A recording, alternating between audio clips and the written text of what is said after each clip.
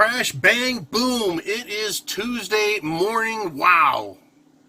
Things have really started off. How's that stock market doing, huh? Everything felt so normal the other day because Trump tweeted something good and China said something nice. And then over the weekend, shit fell apart over Labor Day weekend. I want to start with this headline. UF slaps new tariffs on China. 1 minute later, China retaliates with their own. This is coming at a time when the stock market is on its heels, right? And they keep getting their balance back and going, okay, we're going to go back at this. Everything's fine. We've got a full pipe full of hopium and we're ready to light that baby up. We are in dire, dire straits here, folks. We are on the precipice, literally, of a stock market collapse. We're on the precipice of trade relations being inflamed by protest and also by food. Now, food is at the top there. Food, water, shelter, clothing, medicine, means of self-defense. You bet. Food is at the top. We've got a huge food problem coming, right? We've got huge what? Protests in Hong Kong. Once again, the social, political fabric of one of the three world superpowers. Some people would argue four. U.S., China, Europe, as in the EU, and then Russia as the fourth.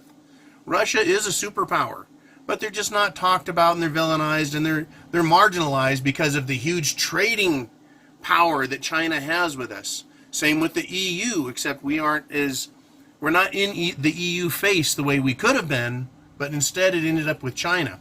So U.S. slaps new tariffs on China. Everything was fine, and then at 12 a.m., right, the middle of the night, in the middle of the weekend, right, new tariffs for China.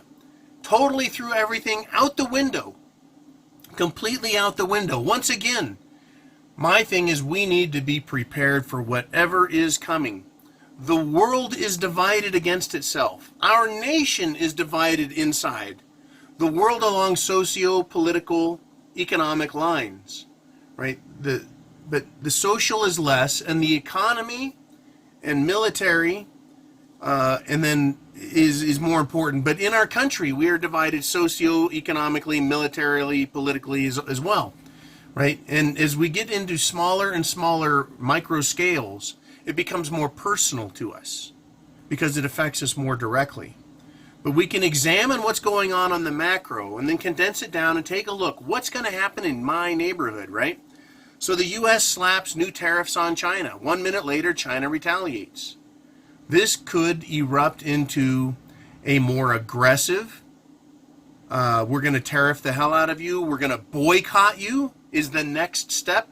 Well, fuck it, we're not just going to tariff your products, we're going to boycott you altogether. Get ready for that potential. Additionally, currency wars. Chinese currency is taking a crap. The dollar is going through the roof on strength. Yesterday, Monday, while everyone was enjoying a barbecue, I mean, I had a great barbecue with my son. His girlfriend came over, did a tri-tip. It was really nice. Right at the same time, the dollar was skyrocketing, up over 99. Right? We could end up having a full-blown currency war, a full-blown boycotting, and of course, these all have the risk and the threat of going military. Right, if things get out of hand. Now, what causes countries to get out of hand? Well, it starts with a bad economy, which results in a poor monetary system or a currency failure or loss of confidence in a currency, which then spills over into the cost of getting through a day. Day to day to day, what do we need? Food, water, shelter, clothing, right? We need those things. China has another problem on its hands. And the question, or the headline is, I've never seen anything like this. China reels as pork prices explode to record levels. In China, the pig is what in America the cow is. Their primary source of protein is pork. And pork over there has been subjected to the pig Ebola outbreak, which has a 99.999% chance of killing the pig, and so rather than having it spread, they just kill the pig. They're going to have massive problems in China with food. They have other crop issues. Around the world, we have other crop issues and other livestock issues. Food is going to become huge. Now, what's going to happen? Is there going to be cooperation? Is there going to be a realization between governments that, yeah, we have a recession. We have so much evidence that we're already in the recession, which I've been talking about a long time ago. I mean, for a long time and a long time ago. We've been feeling recession symptoms. And what they've done is they have given us a painkiller, more cash. They've given us some medicine to reduce the symptoms and the inflammation, right? To make you less uncomfortable, but you're still going to be uncomfortable. Those are all failing, as like any medicine you take, you develop resistance to its effects as a medicine. The economy and politics, the medicine they use to pacify themselves and us and other nations is wearing off. It's not as effective. So are we going to realize we're all on this planet together? We all need to cooperate and get along in order to get through the troubles that are here and the more troubles that will be coming? Or are we going to fight it out? One of the ways that this becomes a physical fight is when one nation blames another nation for the problem they have and then attacks them. Or says other nations don't care enough about us and our problem, and therefore we need to go out and get solutions elsewhere to fix our problems at home. When shit hits the fan, I just discussed the macro, it's going to come back to the micro. You, as a prepper, have food, have water, have shelter, have clothing, have medicine, have means of self-defense. You have all those things. In other words, you're like your own little nation. If you've got a stack of pre-64 dimes that you can use for barter and trade, you're your own central bank, right? You have all of these assets as well as skills and a sharp mind that's ready to take on not our prejudices, but understand the problems that are out there that we need to be aware of and deal with. Our nation states, like the United States, Russia, China, the EU and all their member states, are they prepared for the economic hardships that are coming, as well as the food hardships? And are they going to blame everyone else and attack them? Or are they going to try and find some way to cooperate and say, look, Americans, you're fat and lazy. You need to stop eating so much. I know I could stop eating so much. I love food. But if they said, hey, we're going to start rationing food, woo, we need to send food over to China to help them, whoa, right? They're in big trouble in China. Do we want China mad? Do we want China maybe causing a war? Do we want Chinese people to die? No, we don't want that. But those decisions aren't made by me and you on the street. Those decisions will be made in Washington on our behalf. What will China do to alleviate this problem? They don't get to play victim the way these snowflakes in college play victim all the time, and they have 100% victim status, and they're never wrong because they're victims. China doesn't get to play that, right? They don't get to walk around with the metaphoric bike lock on a chain like these Antifa pricks and beat people on the head that don't agree with them. China doesn't get to do that. They need to have some concessions on their side. That's what these talks are supposed to be about. Trade negotiations. Let's solve our little problems so we don't get bigger problems. They're failing that. They're failing that test, that challenge that's been put out in front of them. Would you agree that they're failing? Well, for over a year now, or about a year now, we've been listening to Trump saying we're going to win a trade war, we're going to do this and that, we're going to bring them to the table, the art of the deal, let's get it done, and they have failed all of this time. There's still a belief that we can solve these problems, but regardless of whether they solve them to China's satisfaction or solve them to our satisfaction, or they come together in the middle, no matter what, there is the beast that is still out there. Shit hitting the fan. There is the beast that we don't have the money to continue to give welfare to other countries, to give welfare to everyone in our country, to give all of the freebies and goodies, and to maintain this massive high standard of living. They cannot be afforded anymore, right? We can't continue to pay for other people's gender change operations because they think it's a good idea for them. We can't afford that. We can't afford to give medical coverage to illegal immigrants that just manage to sneak across the border. We can no longer do that. We can no longer afford, and this is all going to become massively apparent, we can no longer afford to feed the voracious appetite of the military-industrial complex. We can no longer afford to feed the massive appetite of the banking investment complex in Washington, D.C., New York City, Chicago, and other huge economic hubs. In other words, if we don't have enough money to pay the bills in our own homes on the micro level, we won't have money to invest in Wall Street. That is why Wall Street's slowly coming down. That giant, voracious beast, the investment banking community, lives off of our investments and the fees they charge us. If we can't afford to send money there, then obviously they're going to have to tighten their belts. If we get fired from our jobs, if we get pay cuts, if we get hourly cuts, right? As the workers of America, the ones who work and produce and send money to the county and the city and the state and the feds, if we take a reduction in pay, there's going to be a reduction in taxes. The governments are not going to be able to pay for and support the military-industrial complex. They're going to have to do with less. So they're going to have to pay their people less and have less hours and less programs, less spending. All of that has to happen. The idea of modern monetary theory is the one thing they can do to forestall the ultimate conclusion, which is the release of the beast. Shit hitting the fan is the beast. It is everything just stopping, right? Crickets, silence, holy shit. Lights went out, trucks have stopped, radios are silent. Everyone just goes, oh fuck, what just happened? Right? Splat. How loud is that going to be, the shit hitting the fan? How far will it be flung? How bad will it be? These are all questions we ask ourselves. We try and be prepared for, right? In your world, has your community got people in it who are actively engaged in growing gardens, in self-preservation, in bringing communities together and cooperating? Or do you live in an environment where gardening is prohibited by law and looked down at, where people don't care about protection, where they think it's up to the government, right? Where everyone is suspicious and hates each other because they're different? Is that the world that we're gonna see, or that you live in? We're gonna have the beast turn loose. What world do you live in? You know, how can you assess that? I've said get on your bike, ride around. Get in your car, drive around, check things out. What can you anticipate and expect so you know, mind is prepared? Are you ready for what's coming?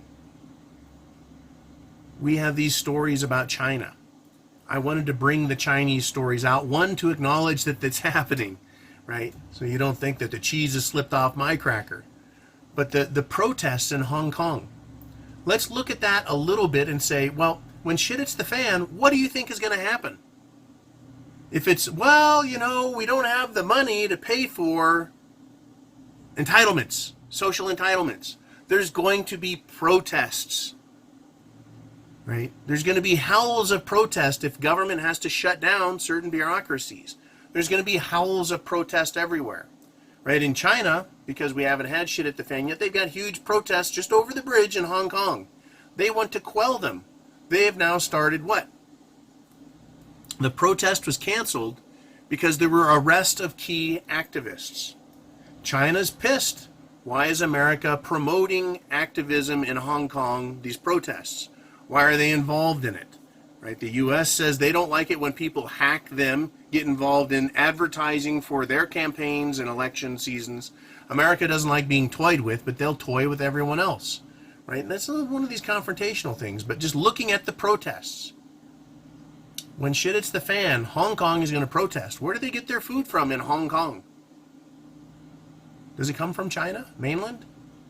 Does Hong Kong produce enough food to feed that massive population they have? China, or Hong Kong, is a lot like New York City. It's a massive financial and investment hub. And there's a lot of pressure there, right? These protests aren't just about 1940 or 2047 China taking over Hong Kong. It's about their fear. Because the economy is hurt. because these young millennials in Hong Kong are feeling slighted and cheated, like they're not getting things their way.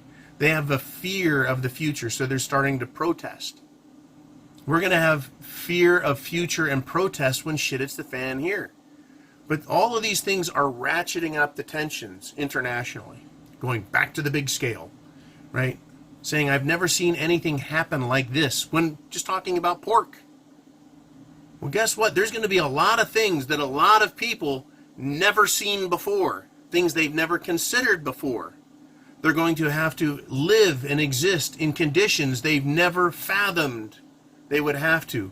Because there is this belief, not only in the United States, but in Europe, in Russia, in China, that, hey, this is how life is now. When I turn on the light switch, damn it, there'd better be some light. When I open the fridge, damn it, there'd better be some food. When I go to town to consume items, to buy stuff I need to live, fill up my fuel tank, get some Haagen-Dazs. And by no means am I promoting the use of Haagen-Dazs. Right? I want this stuff and it's not there. They are going to be mad. They're going to be scared. There's going to be protests on a group level and on individual levels. What happens to your kids when you tell them no? What happens when parents out here tell their kids no? Sorry, no more. This kid has grown up in a world where everything's just handed to him. How about retirees? When they say, I want this, and we just go, hey, no. But I paid into Social Security my whole life. Yes, I know. Sorry, but the answer is no. China, you like pork? No. Protesters, you want what you want? No. There's going to be so much no out there. People are going to flip the fuck out. It's something they've never had to deal with. China is telling Trump no. It's pissing Trump off. He's used to getting his way. Trump is telling China, no, you don't get to have a trade imbalance anymore. Really, the bulk of the problem with China and many other countries or regions of the world is a trade imbalance. It's costing the U.S. In the past, it's cost them. And in some ways, it still does. In the past, it cost us, the United States, the United States Treasury, and we had to change and make a world that could cooperate, that could get along, that could benefit all of these countries. That's what has helped the United States maintain supremacy. That's what has allowed China to gain a role that is one of supremacy. Same with the EU. We have these things called emerging markets that are growing up, wanting to be a piece of superiority, a piece of sovereignty, a piece of that big thing that just functions. But in order to do all of this, instead of it taking 100 years, 200, 300 years to slowly, progressively grow, and then politically, economically, socially, personally, legally mature and develop a system that can accommodate the type of supremacy every country wants. Instead of doing that, we funded it with deficit spending. We funded it with massive money printing. We funded it with manipulation of stock markets to get people to behave and act in a way that they otherwise wouldn't, in a very immature manner. I want it now, and so I'm going to mortgage my house so I can have it now. And that has fed more money back into the system. And it's promoted this idea of instant gratification, and I want it now, and I'll pay for it later. So everyone has gotten used to having everything now. Look where we're at. This I want it now mentality is going to contribute. Whether it likes it or not, it's going to contribute to shit hitting the fan. The I want it now belief system is going to hurt everybody tremendously because they aren't ready for it. Kids want to protest. Military is used in China to stop protest. You're asking for your own demise. You're asking for shit to hit the fan. Because China as a government and a system is not mature enough to deal with this the right way. Right? China has some long-term goals and perspectives about doing things, but when it comes to problem solving, they want to stamp it out. These young kids in Hong Kong, in their 20s, even their teens, They want everything now as well. They want radical solutions now, and they want things to change now because they know better. It's the same problem here in the United States. When the government says now, if you don't do it, they show up at your door with a gun and knock. Hey, we told you to do this, and now we're going to arrest you, hold a trial, throw your ass in jail. And kids these days, and by kids I mean people in their 20s. I was a kid once, right? I bought my first house when I was a kid. I was 26.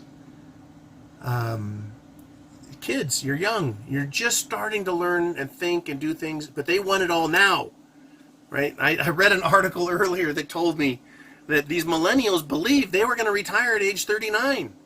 I don't know where the fuck they got that idea at. I had a plan to retire at 40, but it required me to work my ass off through my 20s and 30s, and then needed a whole lot of really good things to happen. And I got that close, and it fell apart.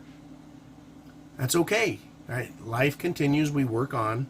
But these kids, these young people in Hong Kong, in the United States of America, in the EU, they want to change things now. They want to hold protests.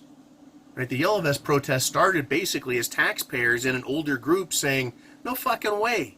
And it got co-opted by Antifa, young groups, and Muslims that are violent and want to be accepted, and they want to force everyone, in other words.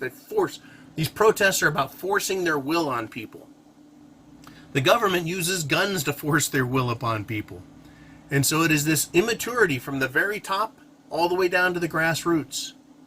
But regardless of your perception or perspective, whether you work for the government and you're like, yeah, government's right, or whether you're one of the downtrodden people and you're like, fuck the government, the people are right. No matter who is right, who is wrong, where you're at on the planet, shit is going to hit the fan. It is inevitable.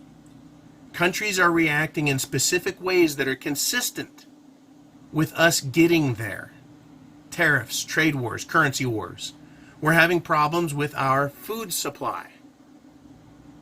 Right? Disease, unforeseen problems, a lack of stored food. Preppers, we store food that's long-term food storage. The world doesn't do that. They think that just because we got food today, we'll have food tomorrow. Well, guess what? Pig Ebola. Guess what? The army worm. Guess what? Right? Crop blight. Almost wiped out Europe a couple hundred years ago. Those things happen, and people are not prepared. That's why I say, get a garden, right? Every night I have a delicious salad. Every day I try and have some leafy greens out of the garden. Every day I go out and I look at those delicious cantaloupes that I'm growing, and I'm like, oh, they're going to be good. I think they're called sugar babies or something like that. Anyways, they're doing what you can to get ready. That is what being a prepper is. Having the essential items, food, water, shelter, clothing, medicine, means of self-defense. But above all else, you must be mentally prepared. This is going to happen. It's coming. And people aren't ready for it. They're so worried about what gender they are. They're so worried about what race they are. They're so busy identifying with politics and thinking that their political group is going to solve the problem.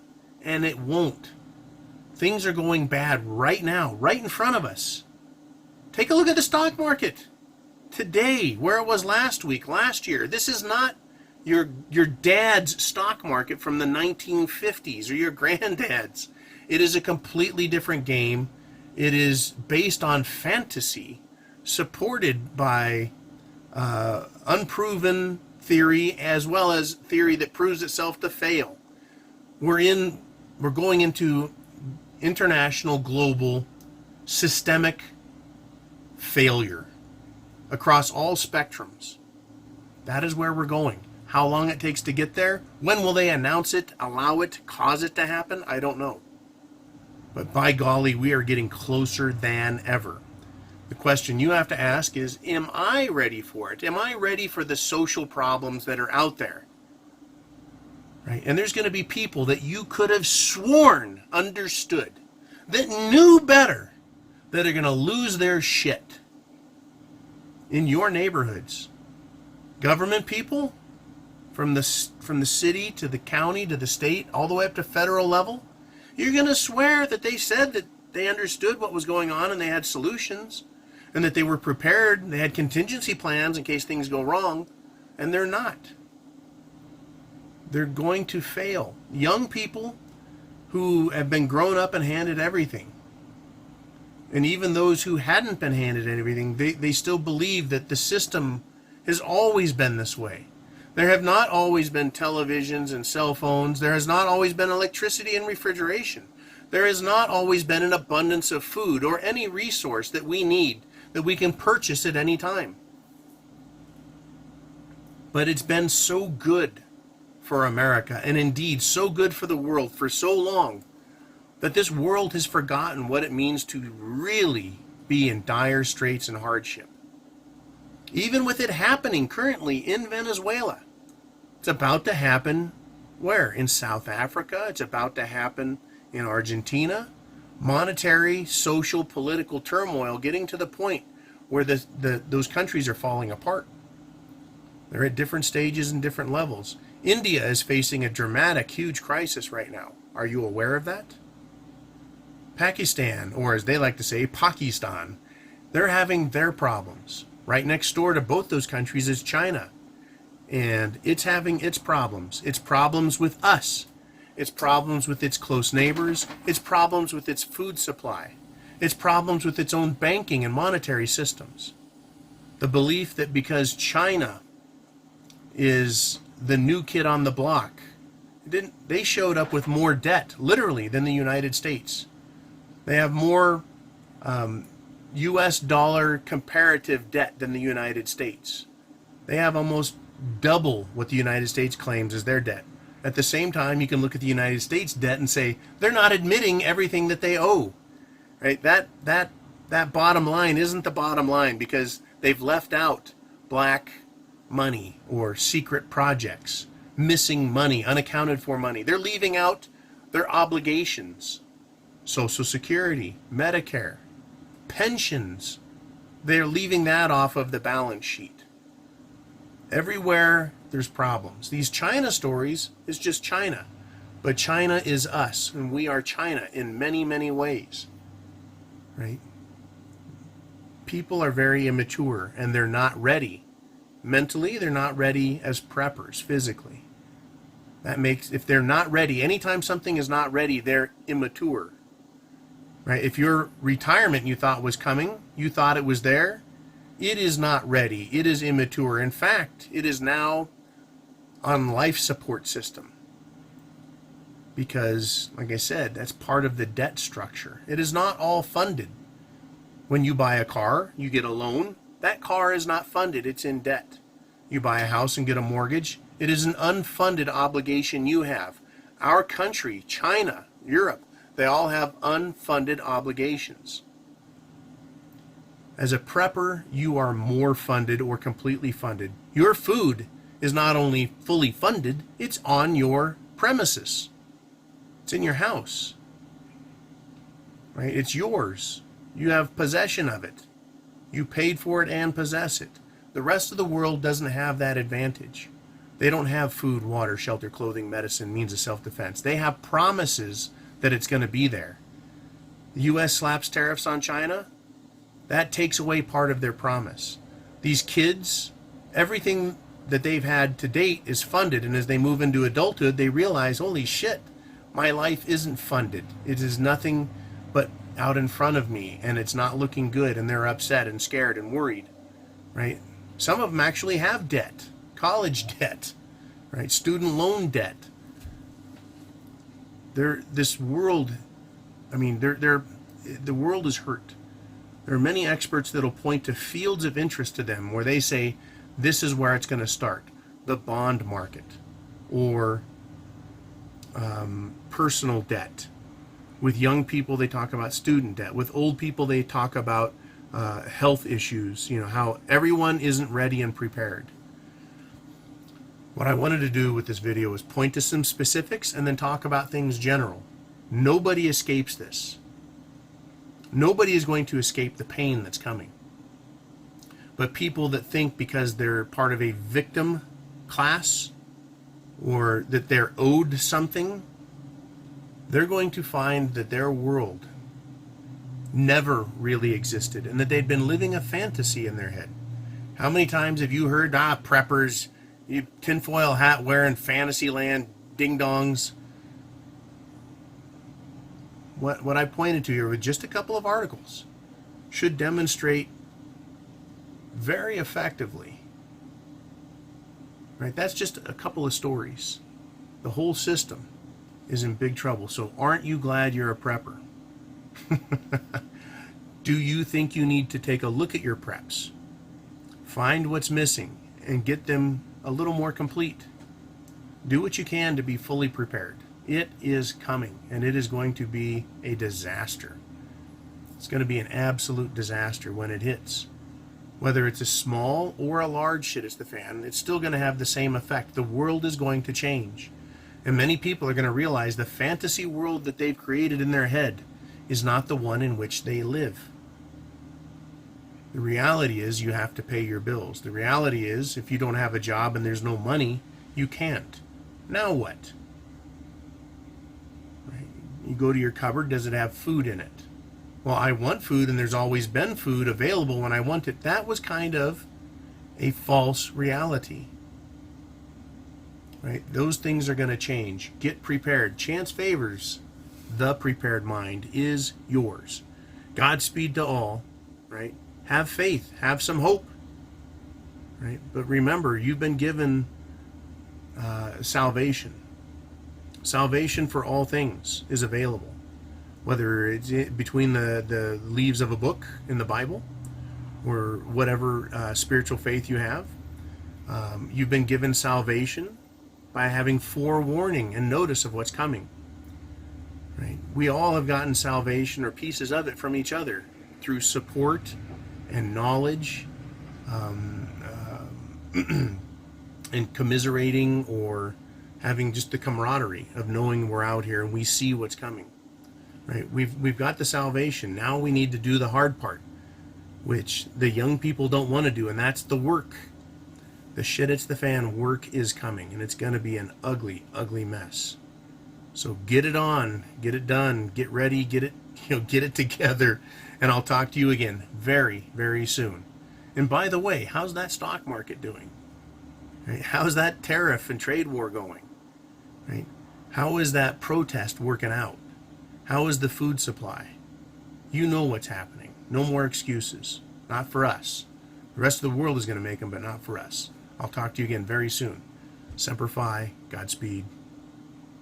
Talk to you soon.